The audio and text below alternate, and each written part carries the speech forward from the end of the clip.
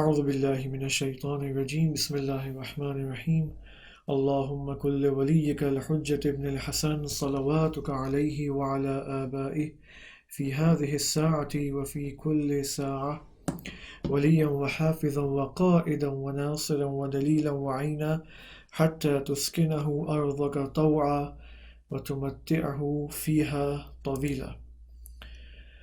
کل ہم نے یہ بات کی تھی کہ خداوند متعال نے ملائکہ کے جواب میں ملائکہ کو تفصیل بتائی، ڈیٹیل بتائی کہ میں نے آدم علیہ السلام کو خلیفہ کے عنوان سے کیوں خلق کیا ہے، اور اس میں اس کے وجود میں ایسی کیا چیز رکھی ہے جو تمہارے پاس نہیں ہے۔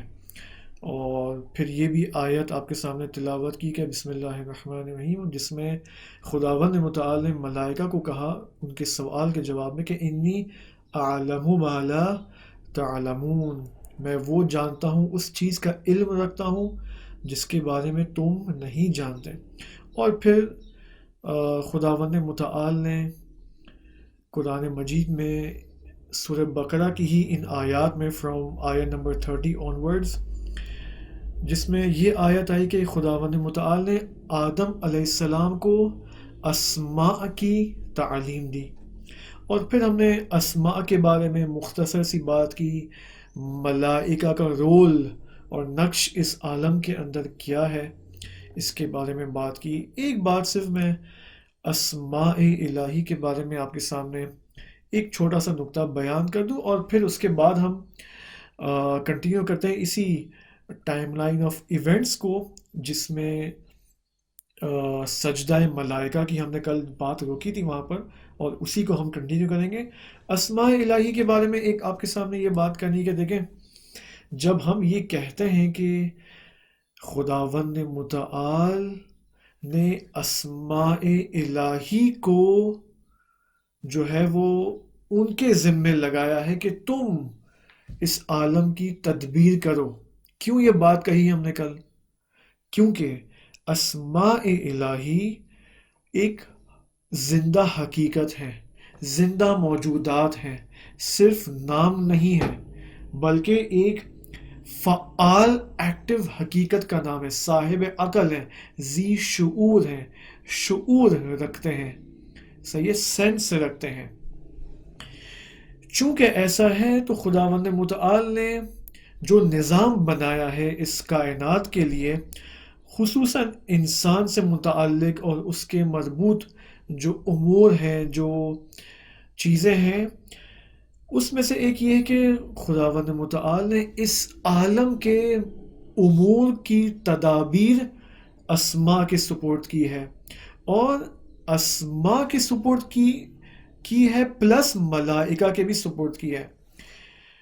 صحیح، ایک یہ بات کہ اب یہاں پر کوئی یہ کنفیوژن نہ ہو کہ بس اس کا کیا مطلب ہے، خداوند متعال سائٹ پہ ہو گیا ہے اور اسماء کو کہہ دیا کہ تم جاؤ اور عالم کی تدبیر کو تم سنبھالو، میرا اس سے اب کوئی لینا دینا نہیں ہے۔ نہیں، اس سے یہ مراد نہیں ہے، بلکہ اسماء الہی خود ذات خداوندی ہی ہے۔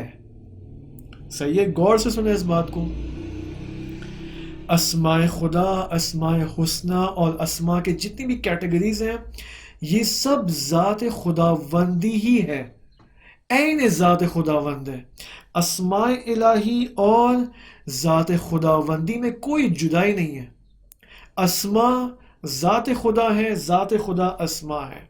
مثال کے طور پر اگر خداوند متعال کا اسم رازق، جس کا کام یہ ہے کہ مخلوقات عالم کا رزق فراہم کرے، اب یہ اسم رازق جب ان مخلوقات کا رزق فراہم کرتا ہے تو اس کا مطلب یہ نہیں کہ ذات خداوند وہاں پر حاضر نہیں ہے، نہیں، ذات خدا بھی وہیں پر موجود ہے جہاں پر اسماء ہے، ٹھیک ہے۔ اب یہ جو بات ہے، اب ممکن ہے آپ لوگ ممکن ہے یہ ریکویسٹ کریں کہ آپ اس کے بارے میں آپ زیادہ تفصیل دیں۔ یہ مطالب جو ہے وہ تخصصی مطالب ہیں، ایکسپرٹیز لیول کے مطالب ہے، اس کے لیے ہائر کلاسز کی ضرورت ہے، ٹھیک ہے، جو کہ زیادہ تر عقائد کی جو کلاسز ہوتی ہیں، علم کلام کی جو کلاسز ہوتی ہیں، اس کا جو درس ہوتا ہے وہاں پر یہ مطالب بیان کیے جاتے ہیں۔ یہ جو آپ کے سامنے میں نے بات کی کل اور جس کے اوپر بہت تاکید کی علامہ طباطبائی رحمۃ اللہ علیہ کی رہنمائی سے بھی، کہ اسماء الہی زندہ موجودات ہیں، فعال ہیں۔ کیوں یہ بات آپ کے سامنے کی؟ اس کی وجہ یہ کہ ہمیں پتہ تو چلے کہ ہمارے امور اس دنیا میں کون سنبھال رہا ہے۔ صحیح ہے، خداوند متعال نے وہ کیا نظام بنایا ہے کہ اس نظام کے تحت ہمارے معیشتی امور، فائنینشل امور اور اسی طرح دیگر جو ہمارے امور ہیں وہ یہ اسما سنبھال رہے ہیں، ملائکہ سنبھال رہے ہیں۔ صحیح ہے، اور کس طرح ہم ان اسما سے اپنے آپ کو کنیکٹ کر سکتے ہیں، اپنا ارتباط برقرار کر سکتے ہیں، ان ملائکہ سے کس طرح اپنا کنیکشن اور ارتباط برقرار کر سکتے ہیں۔ اصل بات یہ کرنی تھی، ٹھیک ہے۔ اب یہ کہ اسما عین ذات ہے، اس میں کوئی شک نہیں ہے، لیکن اس کی تفصیل علم کلام کی ہائر لیول کی کلاسز کے لیے ہے۔ صحیح ہے، جو کہ ہم یہاں پر، ہمارا مقصد یہ نہیں ہے کہ ہم یہ کلاسز یہاں پر کریں، ہمارا مقصد یہ کہ انسان شناسی، ہیومن ریکگنیشن کے وہ نکات بیان کریں، قصص الانبیاء اور خصوصاً قصہ حضرت آدم کے ذیل میں اس انسان شناسی کو بیان کریں۔ ایسی انسان شناسی جو خداوند متعال نے قصہ حضرت آدم میں ذکر فرمائی ہے، وہ انسان کو حرکت میں لے کے آتی ہے۔ جب انسان اس نگاہ سے قصہ حضرت آدم علیہ السلام کو دیکھے، نگاہ کرے اور اس عینک سے وارد ہو اور اپنے آپ کو پہچانے، ٹھیک ہے، تو اس کے نتیجے میں ہم، میرے اور آپ کے اندر ایک موومنٹ ایجاد ہوگی۔ کون سی موومنٹ؟ اپنے آپ کو بنانے کی موومنٹ، اپنے آپ کو اسپرچولی بلڈ اپ کرنے کی موومنٹ ہمارے اندر ایجاد ہوگی۔ انسان شناسی کے حوالے سے مختلف دروازوں سے اس ٹاپک میں وارد یعنی کر سکتے ہیں، ہم وارد ہو سکتے ہیں۔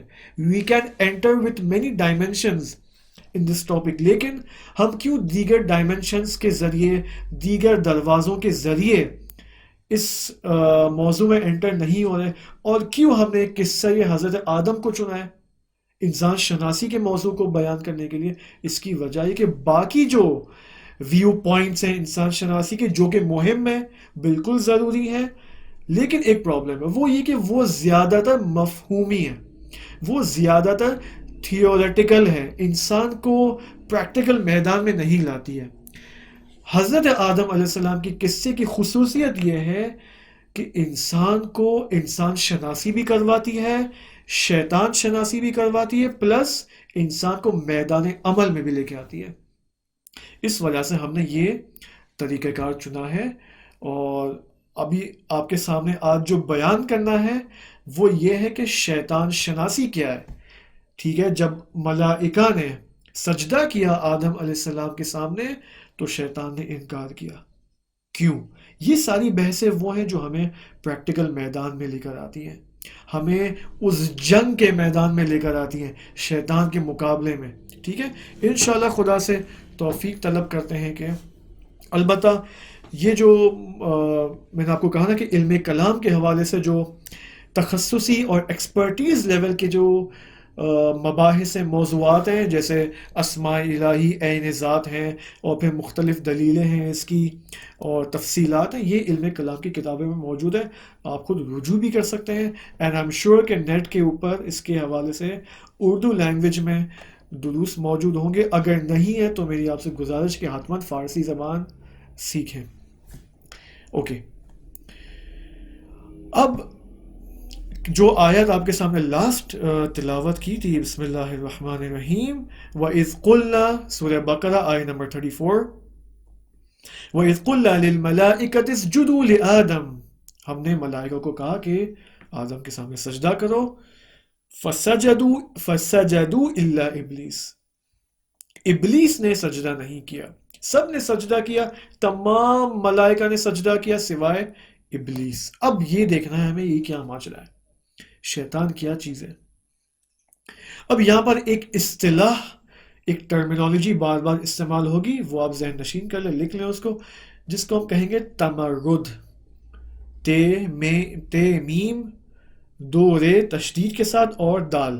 تمرد, تمرد شیطان, شیطان کا انکار کرنا. صحیح ہے, جب بھی میں آپ کے سامنے کہوں شیطان نے تمرد کیا یا تمرد شیطان کو میں استعمال کروں, تو آپ اس کا معنی کیا لیں گے؟ یعنی شیطان نے انکار کیا, نافرمانی کی.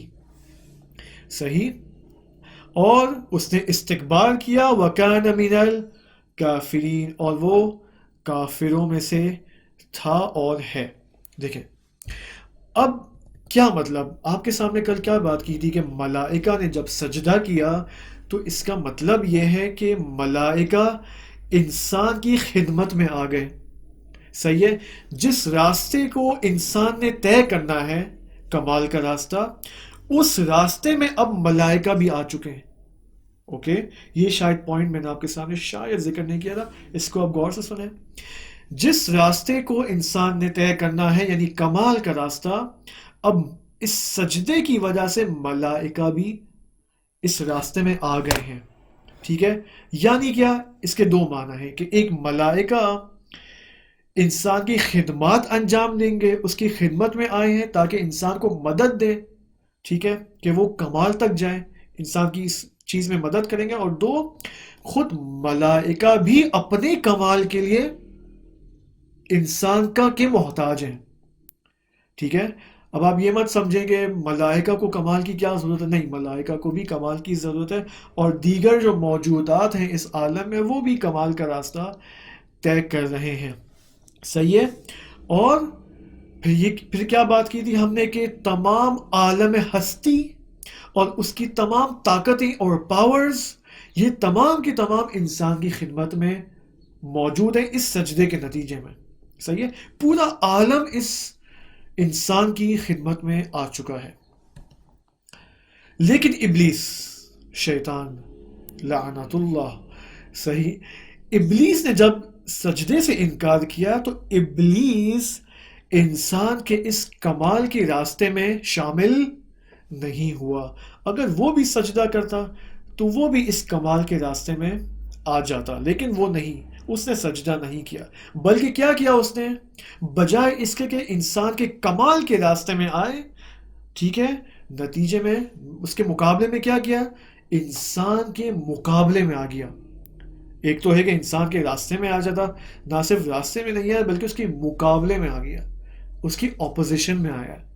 ہم کہتے ہیں نا اپوزیشن پارٹیز, تو یہ اپوزیشن میں آیا. ٹھیک ہے, اب یہاں پر پوائنٹ یہاں پر یہ ہے کہ انسان, دیکھیں اب یہاں پر کیا مطلب ہے, ابلیس مقابلے میں آ گیا. اب یہاں پر ایک ٹرننگ پوائنٹ ہے. یہاں پر ہم کہتے ہیں نا کہ ہسٹری میں, تاریخ میں بہت سارے ایونٹس ایسے پیش آتے ہیں جو کہ ٹرننگ پوائنٹ آف ہسٹری کہلاتے ہیں.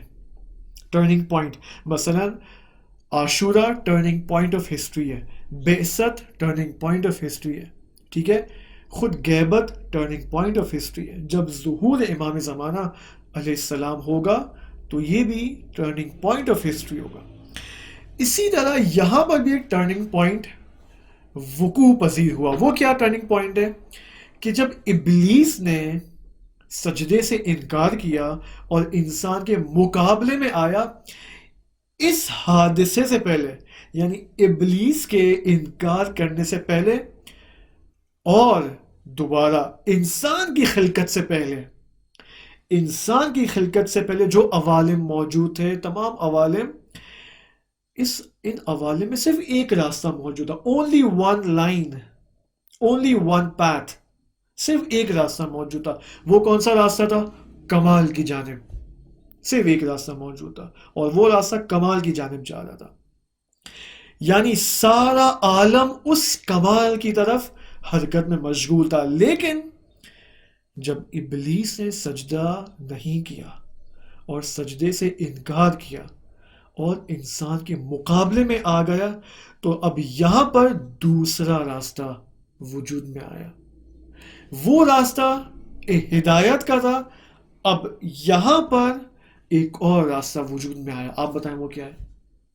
صحیح، غیر المغضوب علیہم ولا الضالین، ضلالت کا راستہ۔ اب انکار حکم خداوندی کے نتیجے میں اب ضلالت کا راستہ بھی وجود میں آ گیا ہے۔ ہدایت، ضلالت، ضلالت یعنی گمراہی۔ آپ اس کو اس تعبیر سے بھی لے سکتے ہیں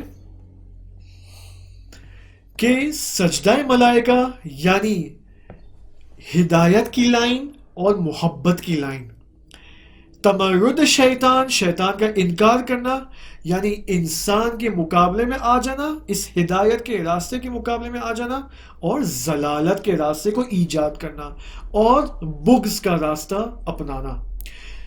خط ملائکہ خط ہدایت ہے، خط یعنی لائن، دا پاتھ۔ خط ملائکہ خط محبت ہے، ہدایت ہے۔ خط شیطان خط ضلالت و بغض ہے۔ اسی وجہ سے انسان مظہر ہے حب اور بغض کا، صحیح ہے؟ حب اور بغض دونوں انسان کے وجود میں اسی لیے رکھے گئے۔ حب یعنی محبت بکمال، کمال کی جانب محبت، اور بغض برائیوں کی نسبت جو ہے وہ نفرت، بغض ہونا۔ اچھائی کی طرف محبت، برائی کی طرف نفرت، یہ انسان کے وجود میں رکھا گیا۔ یہ اب دیکھیں کس طرح خوبصورتی سے اور بہترین انداز میں انسان کا سٹرکچر بن رہا ہے یہاں پر۔ بس یہ ایک اصل ہے۔ اصل کیا ہے یہاں پر؟ اصل یہ ہے، قاعدہ یہ ہے کہ انسان کے اندر حب موجود ہے، اور حب کس کی جانب ہوگا؟ کمال کی جانب۔ نفرت اور بغض کس کی جانب، کس کے مقابلے میں؟ جو ہے وہ برائیوں کے سامنے، برائیوں کے مقابلے میں۔ اب یہاں پر پوائنٹ، اس کو ہم الٹ یہاں بیان کرتے ہیں۔ اب ایک اور الٹ اور برعکس ایک اپوزٹ پوائنٹ یہاں پر موجود ہے۔ وہ کیا ہے کہ اگر دیکھیں پوائنٹ اس طرح سے، انسان کے اندر، ٹھیک ہے، اگر خدا نخواستہ انسان محبت کرنے لگ جائے برائیوں کے ساتھ، برائیوں سے محبت ہو جائے، وہ جس سے محبت نہیں ہونی تھی اس سے محبت ہو جائے، اور جس سے نفرت نہیں کرنی چاہیے تھی اس سے نفرت ہو جائے، میں آسان الفاظ میں بیان کر دیتا ہوں، اچھائیوں سے نفرت ہو جائے، برائیوں سے محبت ہو جائے انسان کے اندر، تو یہ کیا ہو جائے گا؟ یہ ہو جائے گا حب و بغض شیطانی، شیطانی حب و بغض۔ بعض انسان ہوتے ہیں نا جن کو گناہوں سے محبت ہو جاتی ہے، اتنی عادت، جب پہلی دفعہ گناہ انجام دیتے ہیں تو تھوڑا سوچتے ہیں، صحیح ہے، غور کرتے ہیں کہ یار اگر مشکل نہ پیدا ہو جائے اگر ہم گناہ کریں، خدا ہمیں، میں کیا ہوگا اگر میں گناہ کروں گا تو۔ اور جب وہ گناہ انجام دیتے ہیں تو آپ دیکھیں ان کی چہرے کے اوپر ایک سرخی ہوتی ہے اور ایک قسم کی پشیمانی ہوتی ہے۔ کیوں؟ کیونکہ پہلی دفعہ جھوٹ بولا ہے۔ جب پہلی دفعہ جھوٹ بولتا ہے انسان تو اس کی حالت بری ہو جاتی ہے، لیکن اگر توبہ نہ کرے اور کم کم آہستہ آہستہ جھوٹ کی عادت کر لے، اور کوئی بھی گناہ آپ لے لیں، گناہ کی عادت کر لے، تو نتیجے میں یہ ہوگا کہ اس کے اندر اس گناہ کی نسبت محبت پیدا ہو جائے گی، اور نتیجے میں ممکن ہے نماز سے نفرت ہو جائے، احکام الہی سے نفرت پیدا ہو جائے۔ دیکھیں یہ خطرناک بات ہے۔ یہ اب اس بحث میں ہمیں یہی دیکھنا ہے، آج کے اور تقریباً 3 to 4 سیشنز میں ہم شیطان کی بات کرنے والے ہیں، شیطان کے بارے میں، شیطان شناسی، ریکگنیشن آف ہیومن کے ساتھ ساتھ ریکگنیشن آف شیطان کی بھی ضرورت ہے، ورنہ کیا ہوگا اگر میں اور آپ شیطان کی ریکگنیشن نہ کریں تو ریکگنیشن آف انسان نامکمل رہ جائے گی، صحیح ہے؟ کیوں؟ کیونکہ خداوند متعال نے انسان کے اندر حب بھی رکھا ہے، بغض بھی رکھا ہے۔ کیوں حب اور بغض رکھا ہے؟ کیونکہ شیطان کے انکار کرنے سے ضلالت کا راستہ وجود میں آتا ہے، گمراہی کا راستہ وجود میں آتا ہے، نفرت کا راستہ وجود میں آتا ہے، بغض کا راستہ وجود میں آتا ہے۔ بس انسان کے لیے ضروری ہے کہ اس ضلالت کے سامنے، اس ضلالت کی لائن کے سامنے، راستے کے سامنے نفرت کا اظہار کرے۔ اس وجہ سے نفرت کو انسان کے اندر رکھا گیا ہے۔ اب جب ہدایت اور ضلالت انسان کے ساختار اور سٹرکچر آف خلقت میں رکھ دی گئی ہے، تو اب یہاں پر ہمیں سوال کرنا چاہیے کہ حقیقت انسان کیا ہے. یہاں پر یہ سارے سیشنز حقیقت انسان کے بارے میں، لیکن یہاں پر ایک سوال اٹھتا ہے جب ہم دیکھتے ہیں ہدایت کا راستہ ہے، ضلالت کا راستہ ہے، اور ان دونوں کو ہمارے وجود کے اسٹرکچر میں رکھ دیا گیا ہے، تو ہم یہاں پر ایک دیکھیں حقیقت انسان یہاں پر بس کیا ہے. یہاں پر دیکھیں ہم سمجھتے ہیں کہ حقیقت انسان ہمارا نام ہے، فیملی نیم ہے، جہاں پر ہم پیدا ہوئے ہیں، جس کنٹری میں، ڈیٹ آف برتھ، یہ سب حقیقت انسان نہیں ہے. دیکھیں سورہ ابس میں، سورہ ابسہ میں دیکھیں آیت نمبر 34 and 36 میں، بسم اللہ الرحمن الرحیم، 34 to 36. فَإِذَا جَاءَتِ الصَّاخَّةُ يَوْمَ يَفِرُّ الْمَرْءُ مِنْ أَخِيهِ وَأُمِّهِ وَأَبِيهِ وَصَاحِبَتِهِ وَبَنِيهِ لِكُلِّ امْرِئٍ مِّنْهُمْ يَوْمَئِذٍ شَأْنٌ يُغْنِيهِ. دیکھیں سورہ ابسہ میں دیکھیں عجیب سی آیت ہے، قیامت کے بارے میں بات ہو رہی ہے. قیامت میں انسان صرف انسان ہی ہوگا، اس کا کوئی تعلق، وہ اپنے ماں باپ سے بھی بھاگے گا، اپنے بہن بھائیوں سے بھی بھاگے گا، بیوی شوہر سے بھی بھاگے گا. انسان صرف اپنے آپ کو دیکھے گا. کیوں؟ کیونکہ قیامت ہے، حساب و کتاب ہے. اگر گناہ کیے ہیں رسوائی ہے، ٹھیک ہے. اگر کسی کے سامنے غیبت کی ہے تو پردہ اٹھایا جائے گا اس غیبت سے. سب کے سامنے رسوائی ہوگی، تمام انسانوں کے سامنے، ٹھیک ہے. اب دیکھیں یہ آیت یہاں کیا بتا رہی ہے، دوبارہ دیکھیں اس آیت کو پریزنٹیشن میں، ٹھیک ہے.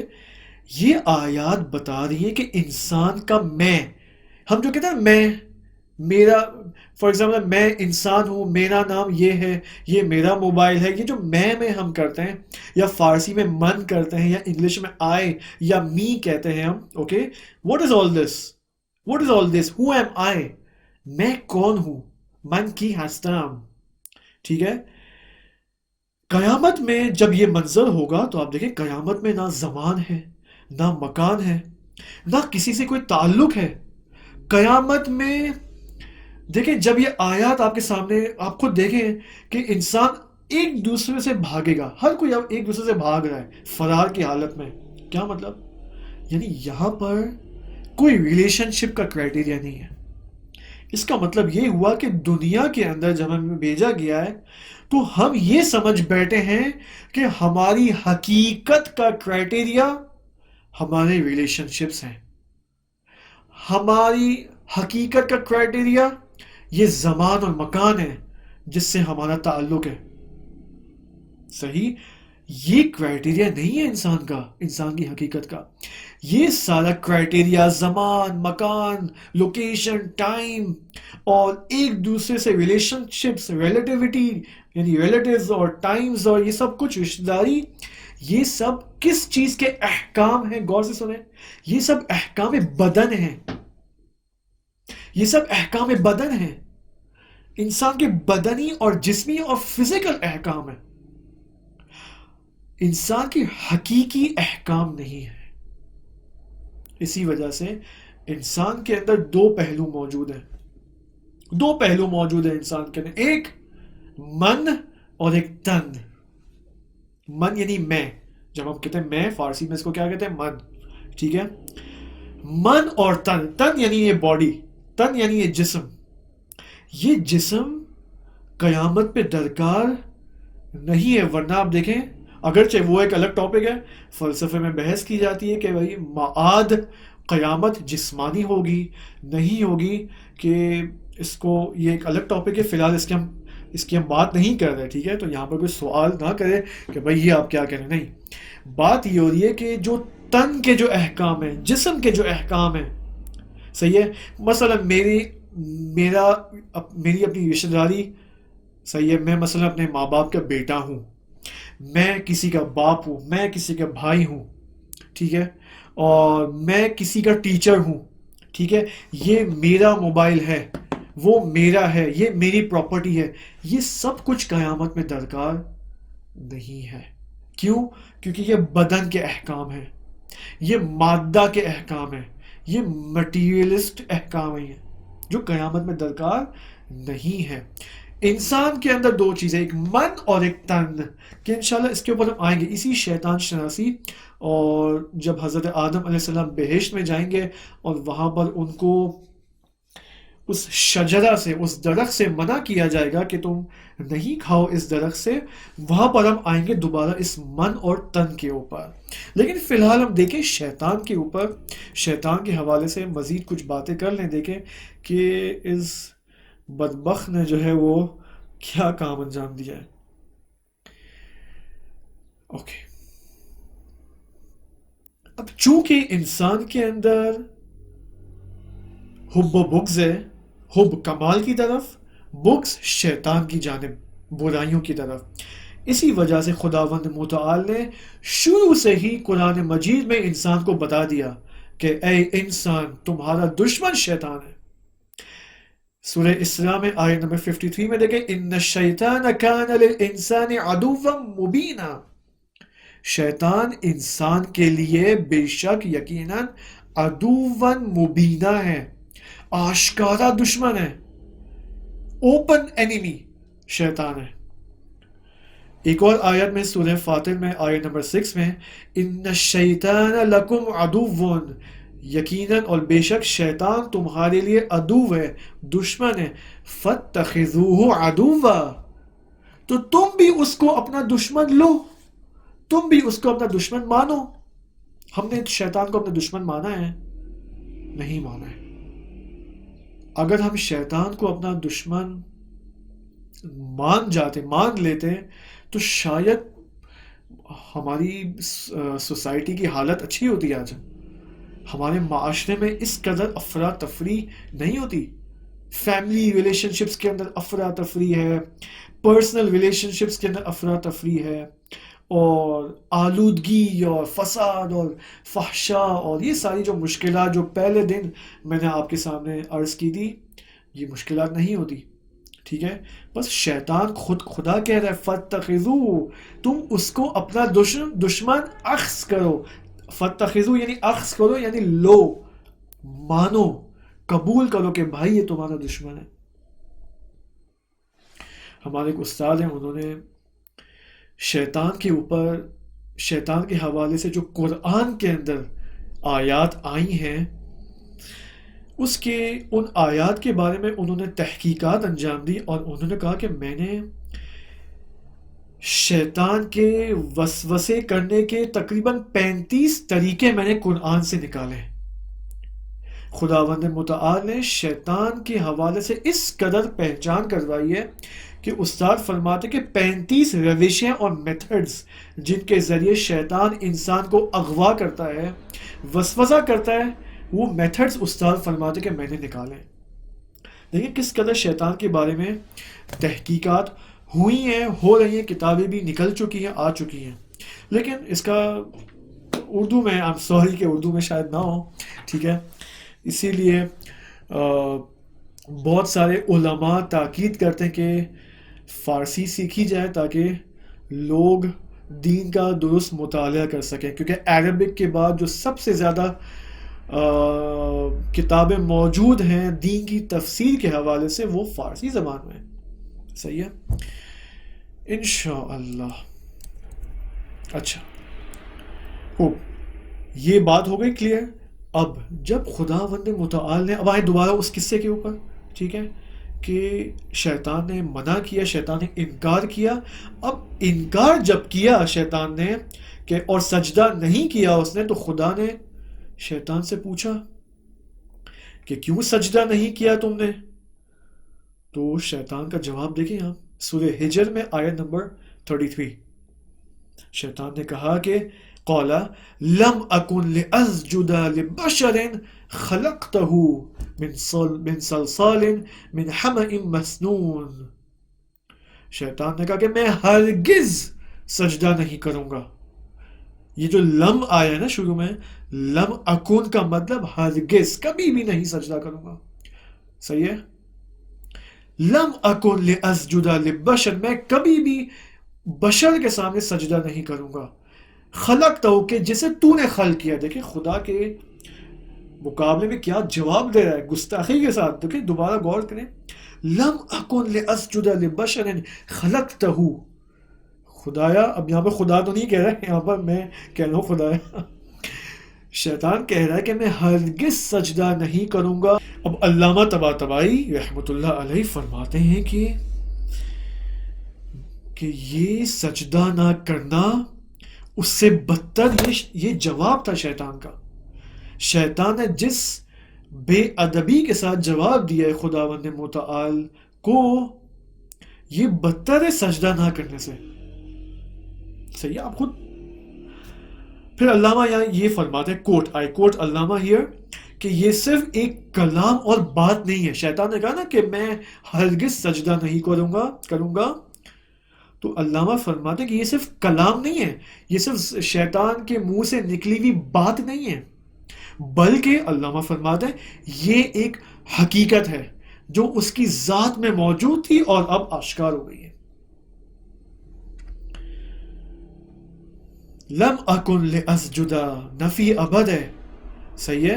اور نفی ابد کا کیا مطلب ہے؟ نفی ابد یعنی ہمیشہ تا قیامت. یعنی میں صرف آدم کے سامنے سجدہ نہیں کروں گا، بلکہ تمام بنی آدم جو قیامت تک آئیں گے، تمام فرزندان آدم کے سامنے میں سجدہ نہیں کروں گا. یہ مطلب ہے اس بات کا. نفی لم اکن کا یہ مطلب ہے، لم اکن لاسجد، کبھی بھی انسان کے سامنے تا قیامت سجدہ نہیں کروں گا.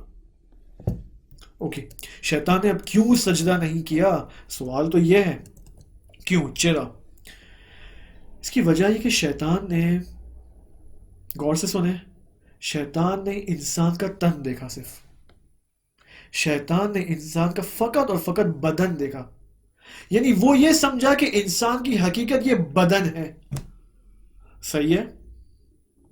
کیوں؟ کیونکہ جب خداوند متعال نے شیطان سے پوچھا کہ تم نے سجدہ کیوں نہیں کیا، صحیح ہے، تو پہلے بھی یہ پوچھا خدا نے. اب یہاں پر ایک اور مقام پہ سورہ اعراف کے اندر یہ آیت آئی ہے کہ کیوں تم نے سجدہ نہیں کیا. خداوند متعال نے فرمایا کہ قال ما منعک الا تسجد اذ امرتک، جب میں نے تجھے حکم دیا، امر کیا کہ تم سجدہ کرو سے آدم کے مقابلے میں، تو وہ کون سی چیز تھی جس نے تمہیں روکا سجدہ کرنے سے؟ اب شیطان نے کیا جواب دیا؟ قال انا خیر منہ خلقتنی من نار وخلقتہ من طین. شیطان نے کہا کہ میں آدم سے بہتر ہوں. کیوں؟ کیونکہ مجھے نار اور آتش اور آگ سے بنایا گیا ہے، اور آدم کو تین اور مٹی اور خاک سے بنایا گیا ہے. کیوں؟ شیطان نے یہ دیکھا کہ بھائی میں آگ سے بناؤں، اور آگ کا جو رخ ہے وہ الوف کی طرف ہے. آپ دیکھیں کبھی آپ آگ جلائیں، فائر جلائیں آپ، تو اس کا رخ کہاں ہوتا ہے؟ اوپر کی طرف ہوتا ہے، الوف کی طرف ہوتا ہے. صحیح ہے. اور خاک، مٹی، اس کا رخ کہاں ہوتا ہے؟ نیچے کی طرف ہوتا ہے. تو شیطان نے کہا کہ بھائی میں تو اس سے بہتر ہوں، میرا رخ اوپر کی جانب ہے، اور یہ دیکھو آدم مٹی سے بنا ہے، نیچے کی جانب اس کا رخ ہے. تو یہ شیطان نے کہا کہ میں انا خیر منہ. اب یہاں پر ایک اور پوائنٹ یہاں پر میں آپ کو بتاتا چلوں. دیکھیں یہ جب میں نے آپ کے سامنے کہا نا شیطان نے انسان کا تن دیکھا، ٹھیک ہے، تو یہاں پر پوائنٹ سارا یہ ہے کہ دو پوائنٹس ہیں یہاں پر. ایک یہ کہ سب سے پہلی مادہ پرستانہ، دیکھیں اردو، صحیح ہے، مشکل اردو، فارسی، اس کو میں انگلش میں آپ کو بتا دوں گا ابھی، اس کو لیکن یاد کر لیں. سب سے پہلا، اور یا آپ کہہ لیں وہ نگاہ، وہ مٹیریلسٹک نگاہ، وہ مادہ پرستانہ نگاہ، سب سے پہلی جسمانی نگاہ شیطان کی تھی. صحیح. آج ہم کہتے ہیں نا مٹیریلزم، پلورلزم، اسپرچولزم، انڈیویجولزم. صحیح ہے. جو ویسٹرن کلچر ہے اس کو ہم کیا کہتے ہیں؟ مٹیریلزم. ویسٹرن آئیڈیالوجی کو مٹیریلزم کہا جاتا ہے. ٹھیک ہے. یعنی ان کی ساری آئیڈیالوجی وہ جسم اور میٹر اور یہ سب مادے کے اوپر بیسڈ ہے. شیطان نے جب کہا کہ میں تو صرف انسان کو تن سمجھ رہا ہوں کہ یہ یعنی مجھے انسان کی کوئی اور حقیقت نظر نہیں آ رہی. اس کو یاد رکھیں, میں اس کے اوپر بعد میں آؤں گا کہ یہ جب شیطان کہتا ہے کہ مجھے اور کوئی حقیقت انسان کی نظر نہیں آ رہی سوائے اس کے تن کے, اس کے اوپر ہم آئیں گے واپس. یعنی شیطان انسان کو مادہ پرستانہ نگاہ سے دیکھ رہا ہے, مٹیریلسٹک نگاہ سے دیکھ رہا ہے. اور تاریخ بشر میں, تاریخ عالم میں سب سے پہلی مٹیریلسٹک نگاہ کس کی ہے؟ شیطان کی ہے. ٹھیک ہے, ایک یہ پوائنٹ صحیح ہے. جبکہ ہم کیا کہتے ہیں, خدا کیا کہہ رہا ہے کہ بھائی یہ انسان کا جو تن ہے یہ اس کا من حقیقی نہیں ہے, یہ اس کا حقیقی من نہیں ہے, حقیقی میں نہیں ہے. اوکے, تن اینڈ جسم از ناٹ دا ریئل انسان, is not the real I, is not the real me. ٹھیک ہے, اب من حقیقی کیا ہے انسان کا, بتائیں آپ. بات ہو چکی ہے اس کے بارے میں لاسٹ سیشن میں. وَعَلَّمَ آدَمَ الْأَسْمَاءَ كُلَّهَا, یہ انسان کا من حقیقی ہے. اسماء الہی کا انسان کے وجود میں آنا یہ انسان کا من حقیقی ہے. لَقَدْ خَلَقْنَا الْإِنسَانَ فِي أَحْسَنِ تَقْوِيمٍ, یہ انسان کا من حقیقی ہے. فَإِذَا سَوَّيْتُهُ وَنَفَخْتُ فِيهِ مِنْ رُوحِي فَقَعُوا لَهُ سَاجِدِينَ, یہ روح انسان کی حقیقت ہے. وَعَلَّمَ آدَمَ الْأَسْمَاءَ, کتنی خوبصورت آیت ہے یہ اسماء الہی, روح انسان, یہ انسان کا من حقیقی ہے, نہ کہ من جسمی.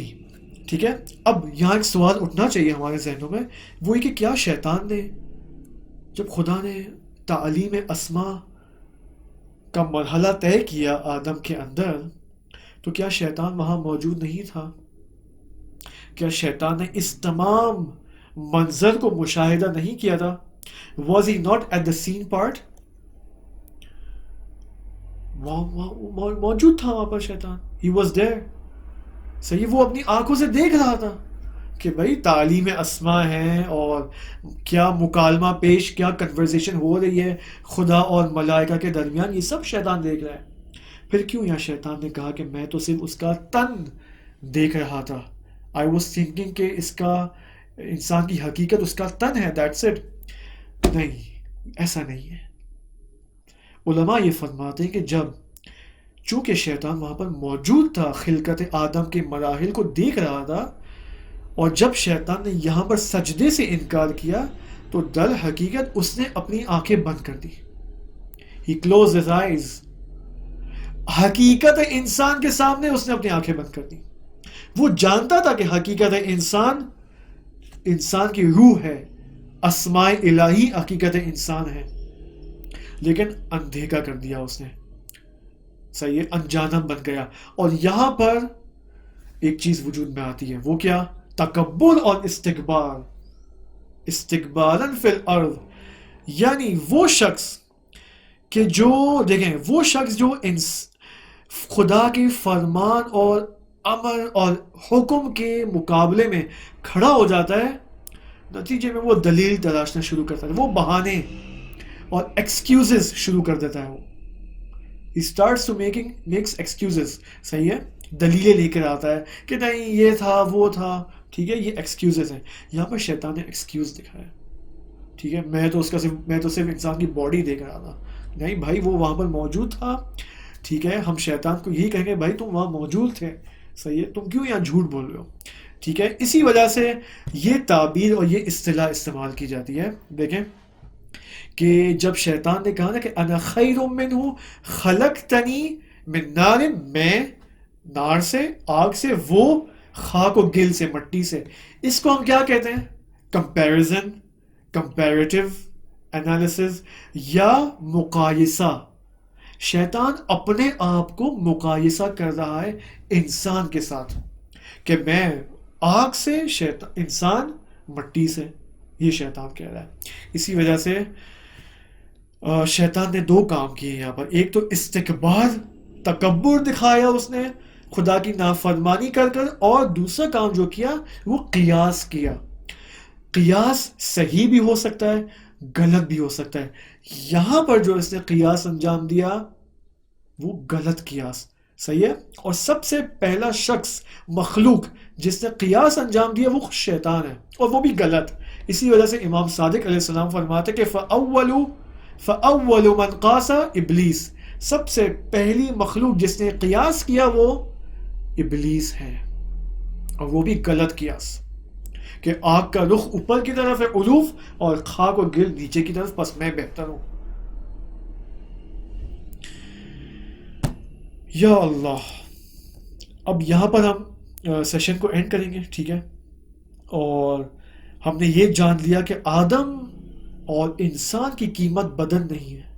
بدن از ناٹ دا حقیقت آف انسان. انسان کی حقیقت بدن نہیں ہے. انشاءاللہ ہم شیطان شناسی کے بارے میں، اور پھر خدا نے کیا کہا شیطان کو. مثلا خدا نے کہا شیطان کو تم نکل جاؤ یہاں سے، فَإِنَّكَ رَجِيمٌ، تم رجیم ہو. اب رجیم کیا ہے، رجیم کی حقیقت کیا ہے، انشاءاللہ اس کو ہم کل دیکھیں گے اور آگے مزید اس قصے کو بڑھائیں گے. آپ اس کو تمام جو اس وقت باتیں ہو رہی ہیں، آپ اس کو انسان کا سٹرکچر اپنا، یعنی ہم یہاں پر کیا کر رہے ہیں، ہم اپنا سٹرکچر جان رہے ہیں کہ ہمارا سٹرکچر کیسے بنا ہے. آپ اس کو اس اینگل سے دیکھیں. اگر اس اینگل سے نہیں دیکھ رہے اور صرف قصے کے اینگل سے دیکھ رہے تو نقصان اور ضرر میں ہوں گے آپ. ٹھیک ہے، اس کو قصے اور قصے کے اعتبار سے بھی دیکھیں، تربیت نکات کے اعتبار سے بھی دیکھیں، اور ساختار وجودی انسان کے اعتبار سے بھی دیکھیں، انسان کا سٹرکچرل وجود کیسا بنے. ٹھیک ہے، تاکہ ہمیں پتہ چلے کہ ہمیں اس دنیا میں کیا کرنا ہے. ہم قبل دنیا یہ تھے، اس طرح ہمارا سٹرکچر قبل دنیا بنتا چلا آ رہا ہے، اور پھر ہمیں اس دنیا میں بھیجا کر. السلام علیکم ورحمۃ اللہ وبرکاتہ.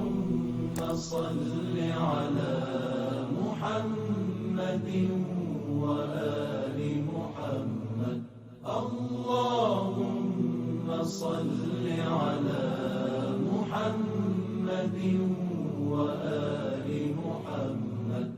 اللهم صل على